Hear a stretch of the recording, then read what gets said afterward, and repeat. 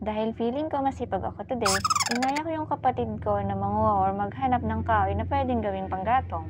So, ayun na nga, gamit ng itak at lagare, sinubukan kong putulin tong kahoy na to. Nahirapan ako kaya iniwan ko na lang. Pinuntahan ko na lang yung kapatid ko na itong ginagawa. Binabalatan niya tong mga sanga ng kahoy para mas mabilis siyang matuyo. Kailangan mo na siyang patuyuin para maganda siyang gamitin. Ganito naman siya binabalatan. Pwede naman na ibilad mo siya sa araw na ganyan na hindi mo siya balatan pero matagal siyang matuyo.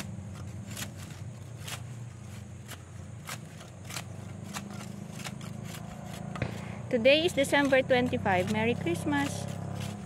Yan, dyan galing yung mga naputol. Ano pala ng puno na to? Kakawati? Golden shower. Golden shower? Whatsoever. Ano yung kakawati? Oh, di siya din lang kakawati.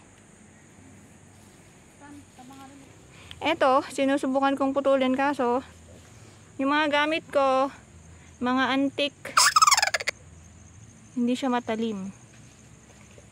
Ginutom na ako. Yan yung puno niya. Malaki-laki din. Marami ding panggatong yan. Yan. Tapos, ang ginagawa nila pag gusto nilang malanta o mamatay yung puno na hindi natutumba, binabalatan, naalis nila yung mga yung mga skin niya hanggang lahat ng palibot niya. Sa kabila, balatan mo siya. Yun, lahat lahat. Yan, malalanta yan after how many weeks? Yan, mamamatay na yung puno.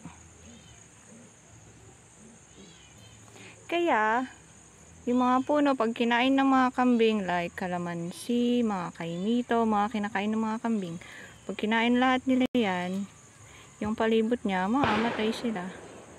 Mamamatay yung puno.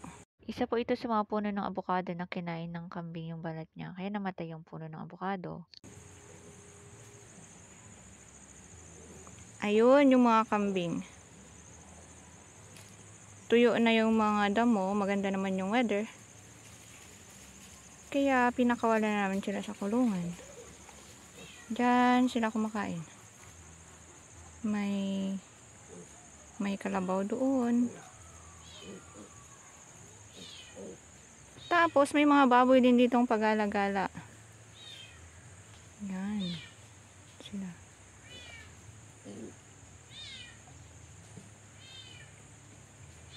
Hinahayaan namin sila kasi wala namang kapitbahay. Walang mga bahay na malapit.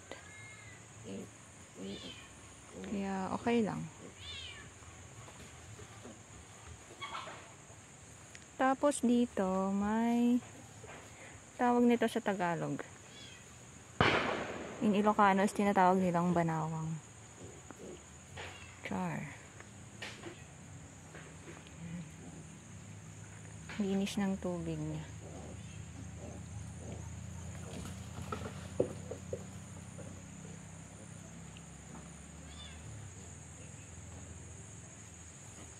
Ayun, yung mga kambing. Habang wala pang tanim, itong rice field, dyan muna sila. Para lalaki muna yung mga damo sa loob ng fence nila. Para may kakainin sila sa summer, dito muna sila.